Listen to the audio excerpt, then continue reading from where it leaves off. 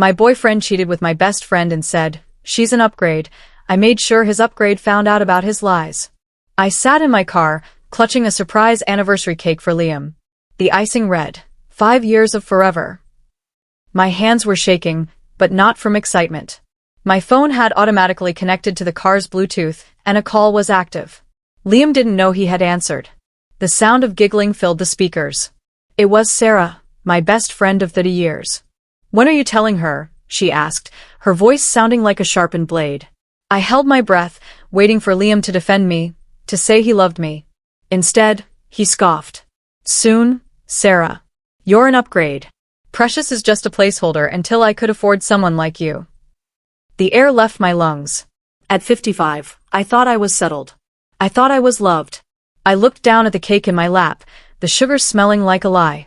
I didn't cry. I simply smashed the cake into the passenger seat, watching the forever turn into a smear of blue mud. I walked into the house, my face as calm as a frozen lake. They were sitting on our leather couch, exactly 3 feet apart, pretending to be deeply interested in a nature documentary on Netflix. Liam looked up and flashed that boyish smile, the one that used to make my heart melt. It was the same smile he had just used to call me a placeholder. Sarah leaned forward, her eyes scanning my face for any sign of weakness. "Are you okay, Precious?" she asked, her voice dripping with fake concern. "You look so tired, girl." I looked at her, remembering the thousands of dollars I had lent her and the nights I spent helping her through her divorce. She was wearing a sweater I had bought her for Christmas. I took a slow breath and adjusted my bag. "I'm great," I said, my voice steady and cold. "I just realized I've been carrying a lot of heavy trash lately. It feels good to finally let it go." Over the next week, the house felt like a war zone, though the bombs were silent. Liam started criticizing every single thing I did. He told me my cooking was heavy and old-fashioned. He poked fun at my sensible clothes, saying I was letting myself go. Every day, he mentioned how successful and vibrant Sarah was. "She really knows how to handle a business," he said while eating the dinner I had spent 2 hours preparing. "Successful women like Sarah don't let themselves get stuck in a rut." He was trying to break my spirit. He wanted me to be the one to end it so he could play the victim to our friends and family. He wanted to be the poor man whose older girlfriend grew bitter and mean. I just nodded and smiled, watching him dig a hole for himself. Then, while changing the sheets, I found a gold earring under my pillow. It was Sarah's. I put it in a Ziploc bag. That afternoon, I went to the bank. I needed to see our home fund, the account we had built over 5 years for our retirement cottage. When the teller pulled up the balance, my heart nearly stopped. The account was almost empty. Over $50,000 had been moved out in small, steady wire transfers. I asked for the records, my hands trembling as I read the names. Every single dollar had been sent to Sarah's secret boutique. Liam wasn't just cheating with my body, he was cheating with my future. He was taking the money I earned at my tech firm and using it to prop up Sarah's failing business. He was buying her love and loyalty with my hard-earned savings. He thought I was too old or too distracted to notice the numbers changing. He thought I was a fool who would never look under the hood of our financial life. I felt a cold, sharp rage settle into my bones. I began to dig deeper into Liam's life. I realized that Sarah thought Liam was some kind of wealthy crypto investor. He had been telling her that he owned the tech company where I was actually the senior manager. He had taken my work achievements, my big contracts, and my professional awards and claimed them as his own to impress her. He told her I was just a low-level employee who worked for him. He was building a kingdom of lies, and Sarah was worshipping at his feet. I could have exposed him right then, but I decided to wait. I wanted the tower he built to be as high as possible before I knocked out the foundation. The bigger the lie, the harder the fall will be. If you want to see how this placeholder takes out the trash, hit subscribe for more revenge stories. I went back home and acted like the perfect, quiet partner, waiting for the right moment to strike. Sarah invited me out for drinks a few days later. She sat across from me at a fancy bar, sipping a cocktail that I knew Liam had paid for with my money. She tried to act like a sister, leaning in and patting my hand. "Precious, I'm worried about you," she said with a sigh. "Liam seems so distant lately. Maybe you've just outgrown each other, girl. You're in different stages of life now." I looked at her perfectly applied makeup and the expensive silk scarf around her neck. I noticed she was wearing my favorite perfume, the one Liam always told me was too strong. She was literally trying to wear my life while telling me to throw it away. I didn't snap at her. I didn't throw my drink in her face. I just smiled and told her she was probably right.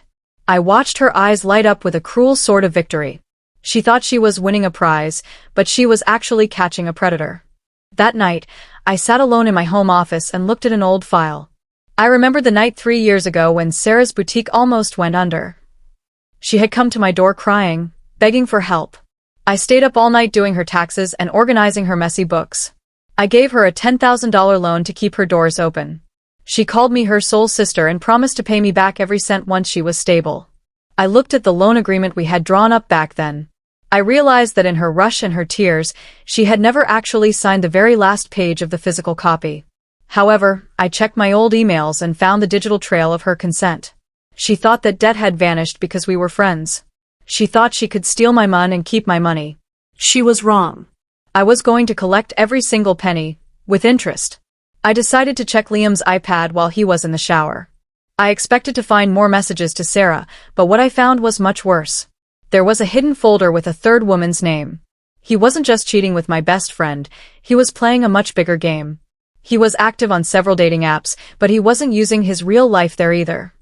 In his profile, he claimed to be a lonely widower who had lost his wife to a tragic illness.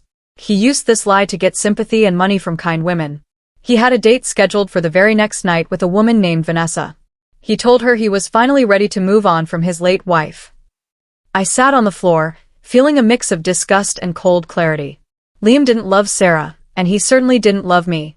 He loved the hunt, and he loved the help. The next evening, I suggested a best friends dinner. I told Liam and Sarah that we needed to celebrate our long friendship. Throughout the meal, I went out of my way to praise them. I talked about Liam's amazing investments and Sarah's unmatched loyalty as a friend. I watched them exchange secret, smug looks under the table. They thought I was a pathetic, clueless woman who was handing them the keys to my life. I felt like a hunter watching two wolves walk right into a trap. At one point, I accidentally dropped my phone near Liam's feet. As I reached down to get it, I saw them holding hands tightly under the tablecloth. My phone was recording the whole time. I didn't react. I just sat back up, took a sip of my wine, and toasted to the people we trust the most. They drank deeply, never realizing the glass was already starting to shatter. When we got home, Liam tried to be intimate with me. It was the first time in weeks he had even tried to touch me. He probably felt guilty, or maybe he was just energized by the secret thrill of the dinner. As he moved closer, the scent of Sarah's perfume drifted off his skin. It was thick and cloying, a physical reminder of his betrayal. I felt a wave of nausea hit me. I pulled away and told him I had a terrible migraine. He didn't offer to get me water or aspirin. Instead, he snapped at me.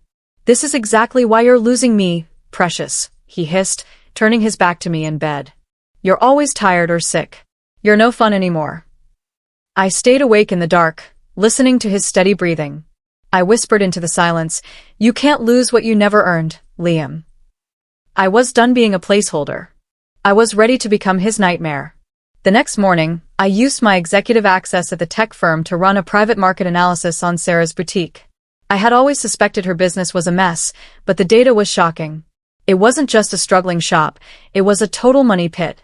The records showed she was barely selling enough to cover the rent, yet her personal spending was through the roof. I tracked the wire transfers from our joint account and saw exactly where my money was going. She was using my retirement savings to pay off her high-interest personal credit cards and buy designer handbags. She was laundering Liam's stolen cash to maintain a lifestyle she couldn't afford. It was financial fraud, plain and simple. My heart hammered against my ribs as I realized how deep the hole went. I didn't hesitate. I packaged the evidence and sent an anonymous tip to the IRS. I wanted her books checked by professionals. I stayed quiet and watched Liam closely for the rest of the week. He was acting like a man who had already won the lottery. He told me he had to go on an important business trip to visit some big-shot investors out of town.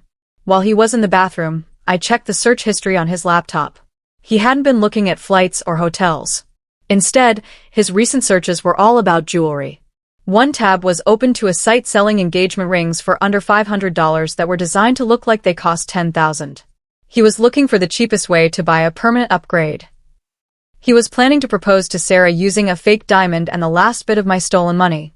The sheer nerve of it made my skin crawl. He was going to ask my best friend to marry him while I was still paying for his car insurance. 2 days later, My phone chimed with a group text. It was from Sarah.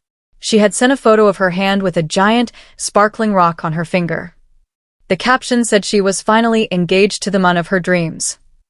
She invited a small group of us to a private dinner at an expensive steakhouse to celebrate the news. She didn't even have the decency to call me privately first. She wanted to flaunt her stolen prize in front of the very woman she had robbed.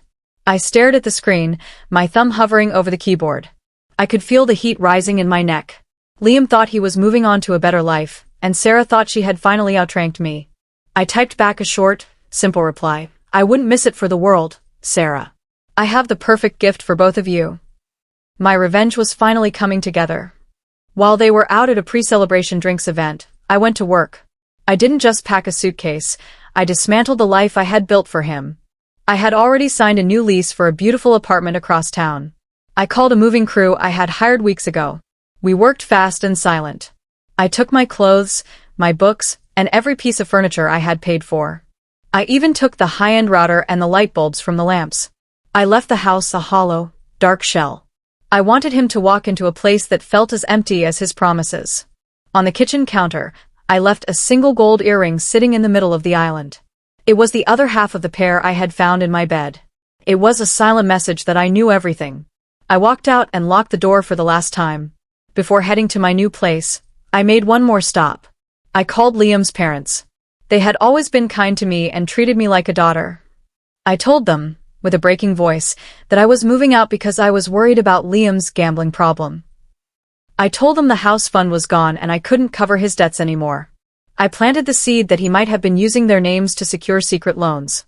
I knew they had given him a large chunk of their retirement money to invest for them. By the time I hung up, his mother was in tears and his father was furious. I knew his father would call him immediately. If you want to see how the placeholder burns his world down, hit subscribe for more revenge stories. I turned off my phone and drove away, smiling. I walked into Sarah's boutique the next morning. She was humming, polishing a glass display case with a look of pure joy on her face. When she saw me, she tried to act shocked, clutching her chest. Precious. I was going to tell you today, I swear, she cried, her voice high and thin. I didn't say a word. I just walked up to her and looked at the ring on her finger. Up close, the diamond looked flat and cloudy. It's beautiful, Sarah, I said, my voice echoing in the empty shop. It's a shame it's a lab-grown fake bought with my mortgage money. Her face went pale, the color draining away like water. What are you talking about? She stammered. I leaned in close so she could smell the confidence on me. I know about the wire transfers. I know about the investments. A customer walked in, heard the word mortgage, and immediately turned around and walked out. I pulled a thick envelope from my bag and set it on the counter. This is a formal demand for the $10,000 I lent you 3 years ago, I said. Sarah tried to laugh it off, her eyes darting toward the door. We're best friends, Precious. That was a gift. I shook my head slowly. No, it was a loan. And while you thought I lost the signed page, I had a forensic expert prove your digital consent from our emails. I watched her hands start to shake. The soul sister act was dead. You have 24 hours to get me the money, Sarah. If I don't see it in my account, my lawyer goes to the police with the fraud evidence I found in your books. She looked like she wanted to scream, but she was too terrified to make a sound. 24 hours, I repeated. Tick-tock, soul sister. After leaving the boutique, I opened the tracking app on my phone. I had placed a small GPS tag in Liam's gym bag days ago. He wasn't at work, and he certainly wasn't with Sarah. The dot was pulsing at a mid-range hotel on the edge of the city. I drove there and waited in the lobby. An hour later, Liam walked out of the elevator. He wasn't alone. He was holding hands with Vanessa, the woman from the dating app. He looked happy, laughing at something she said. He leaned in and kissed her on the balcony of the hotel cafe, looking every bit the grieving widower he claimed to be. I stood behind a large potted plant and took several clear photos of them. The betrayal didn't even hurt anymore. It just felt like data. I had everything I needed to finish the job. I sat in my car and sent the most important text of my life. I sent the photo of Liam and Vanessa kissing to Sarah. I added a short note. Welcome to the placeholder club, Sarah. You thought you were an upgrade, but he's already looking for yours. He told her you were his crazy sister. My phone exploded almost instantly. Sarah started calling me over and over, her name flashing on the screen like a warning light. I could only imagine the screaming match that was about to happen when she confronted him. She had given up her reputation and her oldest friend for a man who was already replacing her with a younger model. I didn't answer any of her calls. I simply blocked her number and felt a massive weight lift off my chest. The two of them deserved the chaos they had created. As the sun began to set, I realized Liam had one last joint account. It was a small emergency fund we had set up years ago. I logged into the bank app and saw the activity. Liam was online right now, trying to withdraw the full $5,000. He was likely planning to flee the city before the walls closed in on him. My heart raced as I watched the screen. I had to be faster. I navigated to the transfer page, my fingers flying across the glass. I hit the confirm button exactly 3 seconds before he could finalize his withdrawal. The screen refreshed, showing a new balance, $0. I had beaten him to the click. He was now stuck in a hotel with a woman who didn't know his real name and a fiancé who wanted his head on a platter, with no money to his name. The apartment lease was only in my name, so I made a quick phone call to my landlord. Mr. Henderson had been a family friend for decades, and he knew how much I had invested in that place. I explained the situation briefly, and he didn't hesitate to help. "I'll have the locks changed by the hour, Precious," he promised. I officially terminated the lease and handed over the keys. Liam would come back from his business trip or his hotel tryst and find himself standing in a hallway with no way inside. His clothes were gone, his home was gone, and his name wasn't on a single document. I drove past the building one last time and saw the locksmith's van pulling into the driveway. Liam and Sarah's supposed love nest was now a no trespassing zone for both of them. He was officially a man without a country or a couch to sleep on. I didn't want to just ruin his personal life, I wanted his professional lies to burn. I logged into LinkedIn and drafted a carefully worded business warning. I didn't mention the cheating or the heartbreak. Instead, I focused on facts. I posted proof that Liam's consulting firm was a total sham. I attached documents showing he had no actual credentials and that he had been illegally using my tech company's proprietary data to fake his success. I tagged several industry leaders we both knew. The post caught fire within minutes. People I had known for years started commenting, sharing stories of their own suspicions. By the time an hour had passed, his professional reputation was dead. No firm in the city would ever hire him again. He had used my hard work to build a pedestal for himself, so I simply took the pedestal back. His fake career was over. The pressure on Sarah didn't let up either. My anonymous tip to the IRS worked faster than I expected. Agents arrived at her boutique that afternoon to conduct a surprise audit. Since I had provided the exact wire transfer numbers, they knew exactly where to look. They found the laundered money and the unpaid taxes immediately. Sarah lost everything in a matter of hours. The shop was shuttered, and her inventory was seized. She called Liam for help, screaming into his voicemail, but he was currently being kicked out of the hotel by Vanessa. Vanessa had found his real ID in his bag while he was in the shower and realized he wasn't a widower at all. The upgrade was now a massive legal and financial liability. They were two drowning people trying to climb on top of each other just to stay afloat, only to sink faster together. It was the eve of my final move. I booked a luxury flight to Paris, a trip I had always wanted to take but Liam had always called too expensive. I deserved to see the world without a liar at my side. But before I headed to the airport, I had one more stop to make. It was the night of the engagement party. Sarah had refused to cancel it, even though her shop was gone and her life was in ruins. She was desperate to save face in front of her high society friends. She wanted one last night of pretending to be the winner. I spent the afternoon at a high-end salon getting my hair and nails done. I put on a stunning, form-fitting black dress, the one Liam had once told me I was too fat to wear. I looked in the mirror and didn't see a placeholder. I saw a queen. The restaurant was quiet and tense when I arrived. The happy couple was sitting at a long table, surrounded by a few friends who looked like they wanted to be anywhere else. Sarah was wearing the fake ring, her eyes red and puffy from crying. Liam was sweating through his suit, looking like a trapped animal. I walked in with my head held high, the clicking of my heels echoing on the marble floor. I didn't wait for an invitation. I walked straight to the head of the table and set a large tablet down next to the flower arrangement. "I'm so sorry I'm late," I said with a bright, predatory smile. I brought a special slideshow for the happy couple to celebrate their big news. Liam tried to stand up, his face turning a deep shade of purple. "Precious, don't," he hissed. I just hit the play button. The guests leaned in as the screen flickered to life. Instead of childhood photos or romantic memories, the first slide was a giant screenshot of Liam's dating profile. The headline, "Lonely Widower Seeking New Beginning," was visible to everyone at the table. A gasp rippled through the room. I slowly scrolled through his private messages to 6 different women, including the spicy texts he had sent to Vanessa while he was supposedly on a business trip. Sarah looked like she was going to faint, her hands gripping the white tablecloth until her knuckles turned white. Liam lunged forward, trying to grab the tablet, but I pulled it back with a sharp laugh. "Sit down, Liam," I said, my voice cutting through the whispers like a knife. "We haven't even gotten to the business section of the presentation yet. The party is just getting started." I swiped to the next set of slides, which showed our joint bank statements highlighted in bright yellow. I projected the records of every wire transfer Liam had made to Sarah's boutique. The guests watched in silence as the total reached over $50,000. This wasn't just a romance, I told the room. It was a heist. Liam's parents, who were sitting near the end of the table, stood up together.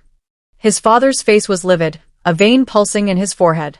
He looked at the documents showing that Liam had also drained their small investment account to fund his upgrades failing shop. "You stole from us?" his father roared, his voice shaking with a mix of heartbreak and fury. In front of the entire group, his father pointed a finger at him and disowned him, shouting that he no longer had a son. I turned my gaze toward Sarah, who was staring at the screen in horror. "And you, Sarah," I said, my voice cold and steady. "You didn't just take my mon. You took my money. You sat at my table and called me your soul sister while you were spending my retirement on handbags." I reached into my clutch and pulled out a folded set of papers. I handed the official IRS summons to her right in front of her high society friends. The room was so quiet you could hear the air conditioning hum. One by one, her friends started grabbing their designer purses and standing up. They didn't offer her a single word of comfort. They walked away, leaving her alone in the middle of her own wreckage.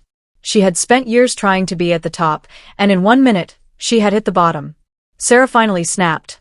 She lunged at me across the table, her face twisted in a mask of pure rage. "You ruined everything," she screamed. I simply stepped aside, and her momentum carried her right into the 3-tier engagement cake. She fell face first into the white frosting, the fake ring flying off her finger and skittering across the floor. Liam tried to reach out to help her, but she shoved him away with a wet, sugary hand.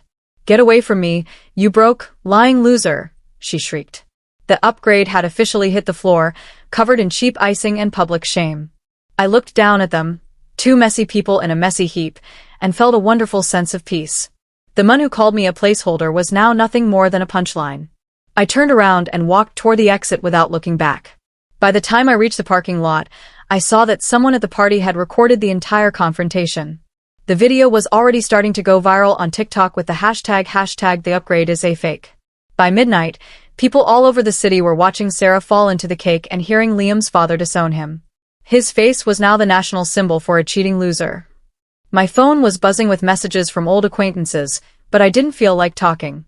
I had done what I came to do. I walked out of the restaurant and stepped into the waiting limo I had booked for my ride to the airport. For 5 years, I had been the one driving, the one paying, and the one caring. Now, I was the one being served. I leaned back against the leather seat and closed my eyes, finally breathing deeply. Liam somehow managed to find out I was at the airport. He came running through the terminal, looking like a man who had slept in a dumpster. His suit was wrinkled, and he still had a smear of Sarah's engagement cake on his sleeve. He was crying, big fat tears that didn't move me at all. "Precious, please. Sarah tricked me. She led me on," he begged, reaching for my hand. He actually had the nerve to say he wanted to go to Paris with me to start over. I looked at him and felt nothing but pity for the person I used to be. I reached into my bag and pulled out a small piece of paper. "I actually did get you a ticket, Liam," I said quietly. His eyes lit up with a spark of hope. I handed it to him. It wasn't a plane ticket. It was a one-way bus ticket to his tiny hometown 3 states away. While I was away, the legal system started doing its job back home. Sarah was forced to liquidate every single item in her boutique to pay back the IRS and the money she owed me. She tried to hide some of the more expensive inventory at a friend's house, but I tipped off the liquidators. Through a shell company I had set up, I ended up buying her entire stock for pennies on the dollar. I didn't want the clothes, and I certainly didn't want the memories. I arranged for the entire inventory, the silk scarves, the designer dresses, and the handbags, to be donated to a local women's shelter. It was a charity Sarah had always mocked for being beneath her. I liked the idea of her stolen luxury finally doing some actual good for women who truly needed a fresh start. She lost her pride along with her products. Vanessa, the third woman Liam had been seeing at the hotel, actually tracked me down through social media. I expected her to be angry with me, but she was the opposite. She thanked me for the warning and for posting the truth online. She told me that after she kicked Liam out of the hotel, he had actually tried to steal her car keys while she was in the lobby. He was that desperate to escape the mess he had made. We ended up meeting for a quick coffee before my flight. It turned out she was a smart, kind woman who had simply fallen for a professional liar's sad story. We decided to team up and file a joint restraining order against him to make sure he could never bother either of us again. It felt good to turn a victim into an ally. We weren't placeholders, we were a team. A few days into my trip, Liam's parents called me. I hesitated to answer, but I knew they were good people who had been hurt by their own flesh and blood. They apologized over and over for their son's behavior. "We had no idea he was stringing you along like that, Precious," his mother sobbed. "They told me they had officially cut him out of their will and were changing their estate plans. They decided to leave his entire share of their inheritance to me as restitution for the money he had stolen from our home fund. I didn't want their money, but they insisted, saying it was the only way they could sleep at night. I realized I was officially richer than the upgrade ever dreamed of being. I had lost a boyfriend, but I had gained a future that was entirely my own. Word eventually got back to me that Liam was struggling to survive. Without my income to support him and with his reputation ruined, he couldn't find a place to live. He was spotted several times sleeping in the back seat of his old car, parked in various grocery store lots. The man who called himself the Crypto King was now the backseat king. He had tried to reach out to Sarah, but she was too busy dealing with her own legal battles to care about him. One rainy Tuesday, his car was finally towed while he was still inside it because he hadn't paid the registration or the tickets I used to cover for him. He was left standing on the sidewalk in the rain with nothing but a trash bag full of clothes. He had finally reached the level of success he truly deserved. I heard through a mutual acquaintance that Sarah had finally found a new job. After losing her boutique and her status, no one in the high-end fashion world would touch her. She ended up working as a floor clerk at a local discount grocery store. She had to wear a scratchy polyester uniform and a bright orange name tag that read Sarah in bold letters. One afternoon, just before my final flight out of the country, I decided to stop by that very store. I didn't hide. I walked right through her checkout line. She looked at me, her eyes red and tired, her skin looking sallow under the harsh fluorescent lights. I placed a single bottle of the most expensive vintage champagne on the conveyor belt. She had to scan the price of a life she could no longer afford. The beep of the scanner sounded like a final bell. Sarah didn't look up at first. She just stared at the bottle, her hands trembling as she bagged it. "Are you happy now, Precious?" she whispered, her voice cracking. "Are you satisfied with what you did to us?" I leaned forward over the counter, looking at the woman who had tried to steal my future. I didn't feel the burning anger anymore. I just felt a cold, calm sense of completion. "I'm not happy, Sarah," I replied quietly. "I'm satisfied." There's a big difference between the two. Happiness is what I'm going to find in Paris. Satisfaction is knowing that the truth finally caught up with you. I paid for the champagne with the very card Liam had tried to drain. As I left, I looked at the receipt. I left her a tip of exactly 1 cent. It was the only thing she was worth to me. Liam tried one last desperate move to get back at me. He attempted to sue me for defamation of character because of my LinkedIn post and the viral video. He showed up to the courthouse in a borrowed suit that was 2 sizes too big, looking like a ghost of his former self. My lawyer simply walked up to the judge and presented the mountain of evidence we had gathered. We showed the bank statements, the dating app logs, and the tech firm's internal audit. The judge didn't just dismiss the case, he actually laughed Liam out of the courtroom. He ordered Liam to pay all of my legal fees for wasting the court's time. Liam had to sell the upgrade ring, the one he'd bought for Sarah, just to pay the initial filing costs. He found out it was only worth $20 at a pawn shop. Now, I am finally in Paris. I'm sitting at a small, elegant cafe, looking out at the Eiffel Tower as it sparkles in the night sky. The air smells like fresh bread and possibilities. As I sit here, I realize that I didn't actually lose a boyfriend or a best friend. You can't lose things that were never real in the first place. I simply lost 2 heavy anchors that were holding me back from the life I was supposed to be living. I feel lighter than I have in decades. A handsome French architect at the next table caught my eye a few minutes ago. He just walked over and asked if the seat next to me was taken. I looked at him and smiled. For the first time in a long time, I didn't feel like I was waiting for someone else to start my life. Liam said Sarah was an upgrade. In a strange way, he was right. Because by taking him away from me, she gave me the biggest upgrade of all. She gave me back my freedom, my money, and my self-respect. I learned that I am not a placeholder for anyone. I am the main event. I spent too many years building a stage for a man who didn't even belong in the audience. Now, I am the one standing in the spotlight of my own life. Some people are just temporary stops on the way to somewhere better.